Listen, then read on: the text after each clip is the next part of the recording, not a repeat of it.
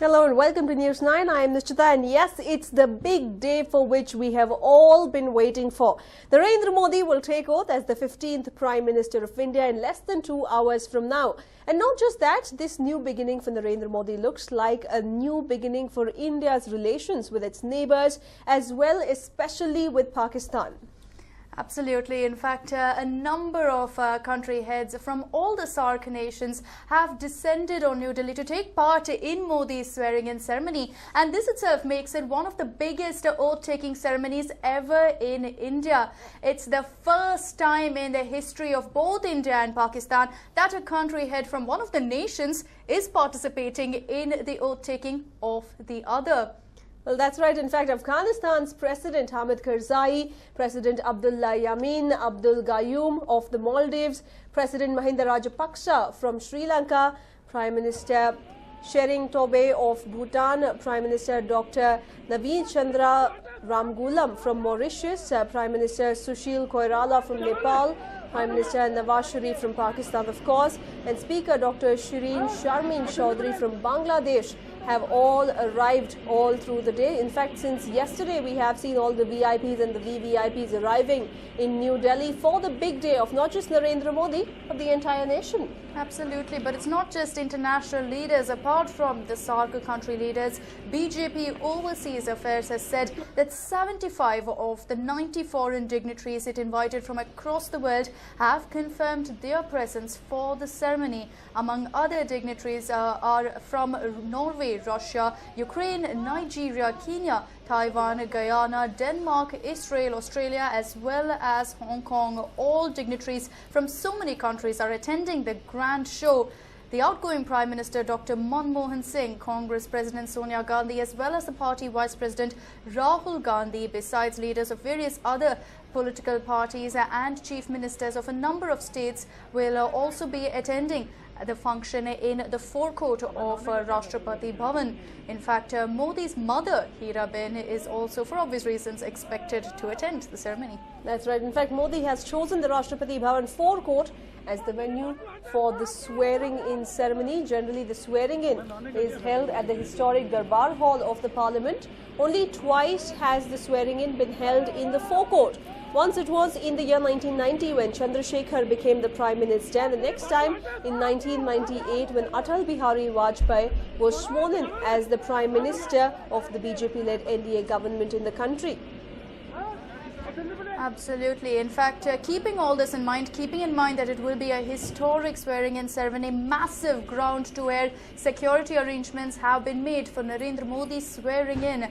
The area around Rashtrapati Bhavan and other areas in Lutyens, Delhi have been turned into a fortress, and while the Delhi police is primarily responsible for providing the security cover, special team commandos as well as paramilitary forces are also included, and among over 7,000 personnel will be on duty today. 2 unmanned aerial vehicle drones will hover over the Rashtrapati Bhavan, accompanied by anti-aircraft guns on ground. The security arrangements are on the lines of Republic Day, with the Army, the Air Force, as well as other intelligence agencies assisting the Delhi police. And with Narendra Modi, of course, 24 cabinet rank ministers, 11 ministers of state and 10 ministers of state with independent charge will also take oath at Rashtrapati Bhavan.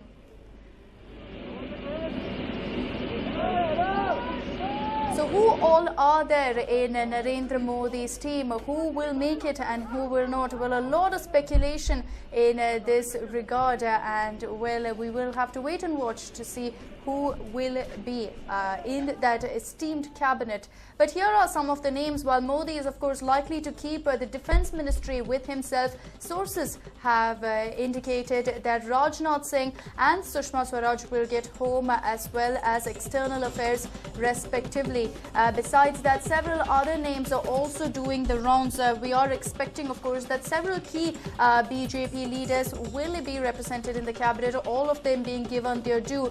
But in all likelihood, there's also a lot of talk about this cabinet being one of the smallest. Modi has highlighted the fact that he's looking at a small and compact cabinet, one that makes sense, but at the same time that all the necessary changes are made. But besides that, some of the other names who will feature: Smriti Irani, who contested from Amethi, definitely earned a reputation for herself as an outspoken leader. Besides that, Dr. Harshvardhan, of course, who won from Chandni Chowk constituency, and Ashok Gajapati Raju, who is representing the TDP in all likelihood, will also be given the aviation ministry. And then, of course, we have Anand Geete, who is from, of course, a different party. He is from the LJP, is what we understand. Then we have Harsimrat Kaur Badal, who is from Akali Dal. Narendra Singh Tomar may also find his name figuring in that cabinet list. Some other names, of course, that are doing the rounds: Kalraj Mishra, Menaka Gandhi, Anand Kumar. Anand Kumar could get parliamentary affairs, is what we understand. And then some of the more obvious names, the likes of Ravi Shankar Prasad, as well as Sadananda Gowda, Uma Bharti may also be given an important cabinet berth. That's right. In fact, senior BJP leaders there getting the cabinet berths. TV Sadananda Gowda, as we know, he has been the former chief minister. Najma Heptullah, well, she is not someone who is known for her administrative skills, but she will be almost a representative of the minority community in the cabinet. She is a Rajya Sabha MP. And then there is Gopinath Munde. Of course, Gopinath Munde is someone who would have preferred being in Maharashtra, but as we have seen ahead of the Maharashtra Assembly polls, there seems to be a very strong representation of the state of Maharashtra in the cabinet, and Gopinath Munde goes on to indicate just that.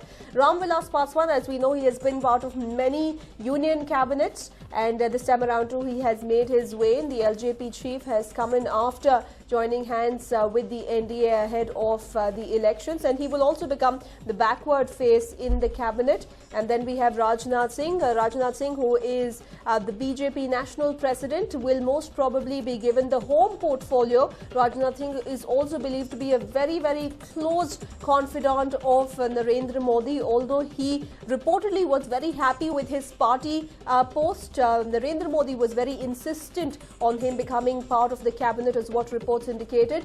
Arun Jaitley, on the other hand, is the front runner for the finance portfolio. Arun Jaitley has served in the past in the union cabinet as a junior minister in Vajpayee's cabinet, but that was for the law ministry. This time around, Arun Jaitley is expected to do all the damage control after the UPA 2, which had P. Chidambaram in the cabinet portfolio. Then we have Nitin Gadkari, who's also believed to be a great administrator.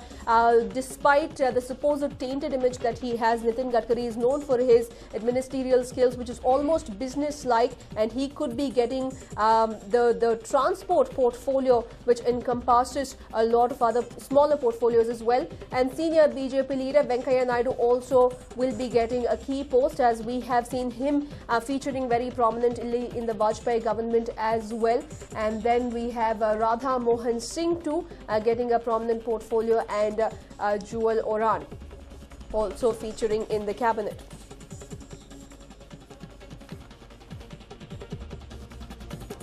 Well, those are the names for you, and in fact, of course, as of now, it's still speculation. We will have a confirmation as soon as the swearing-in ceremony begins, but these are some of the names who are expected to figure in Modi's Sarkar. Well, in a while, the world will be watching Narendra Modi being sworn in as the 15th Prime Minister of India. This has only added to the worries of the security agencies. They will need to ensure, of course, the safety of Narendra Modi as well as the leaders from other countries. So what have the security agencies planned? How will the safety of these leaders be ensured on the big day? Here's a report. It's a big day for Narendra Modi, India's 15th Prime Minister to be sworn in.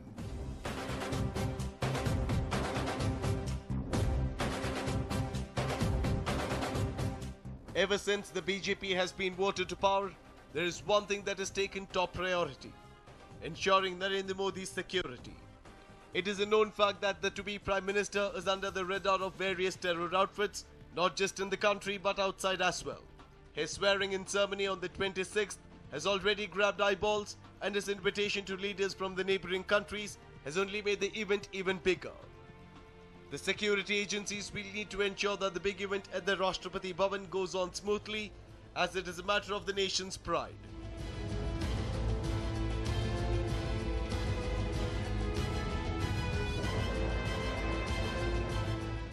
invitations were sent to 8 leaders,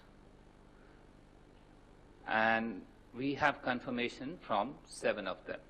And these are from Afghanistan, President Hamid Karzai; from Maldives, President Abdullah Yamin Abdul Gayoom; from Sri Lanka, President Mahinda Rajapaksa; from Bhutan, Prime Minister Tshering Tobgay; from Mauritius, Dr. Naveen Chandra Ramgoolam, who is the Prime Minister of Mauritius; from Nepal, Mr. Sushil Koirala; and from Bangladesh, Dr. Shireen Sharmeen Chowdhury, who is the Speaker.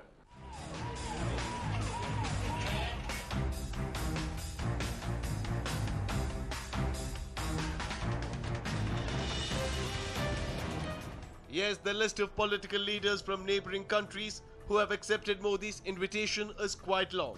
From Pakistan's Prime Minister Nawaz Sharif to Sri Lankan President Rajapaksa, Afghanistan President Hamid Karzai, Bhutan Prime Minister Tshering Tobgay, Nepal Prime Minister Sushil Koirala, and Maldivian President Abdul Yamin Abdul Gayoom, and Bangladesh Speaker will be among the foreign dignitaries attending the ceremony.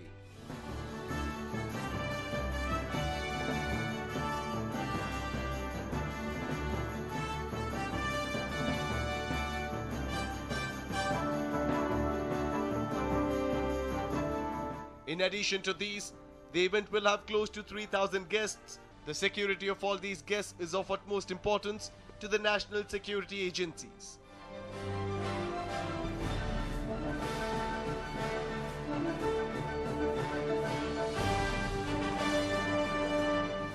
This is the first time that the heads of states of SAARC nations have been invited to attend the swearing-in ceremony of an Indian Prime Minister.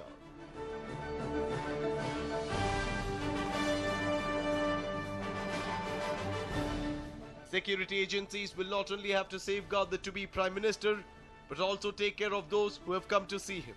The security agencies cannot compromise on the safety, and this has left them with sleepless nights.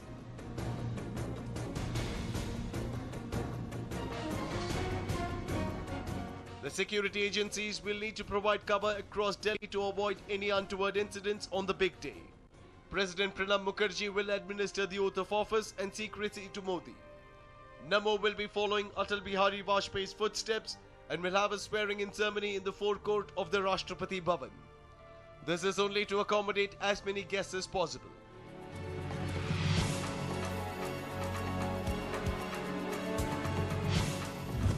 "6,000 guards to protect 3,000 guests.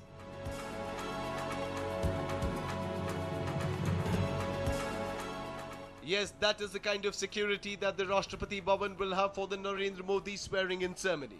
A 5-layer security ring has been put in place, and over 6,000 security personnel from various agencies have been deployed to ensure the safety of 3,000 and odd guests.